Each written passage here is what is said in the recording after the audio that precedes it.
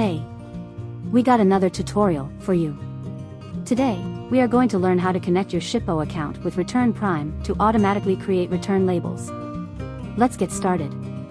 Log into your Shippo dashboard and click on the Settings option available on the left sidebar. Now click on API to generate your live API token. I know, it was too easy. We are now almost done. You just need to copy this API token and put it on your Return Prime dashboard to get started.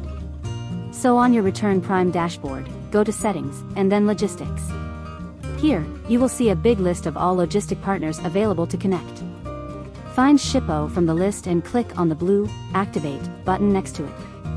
Fill in the API token you got from your Shippo dashboard, enter package dimension and weight you use to ship your orders, and hit the Save and Activate button. Now when your customer will raise a request, you can approve it using the Shippo option available under Logistics Partner. You once again get to review the package dimensions in case you want to change for a specific request. Check the available rates, select your preferred service, and just hit Submit. A label will be sent to the customer instantly. And that's it.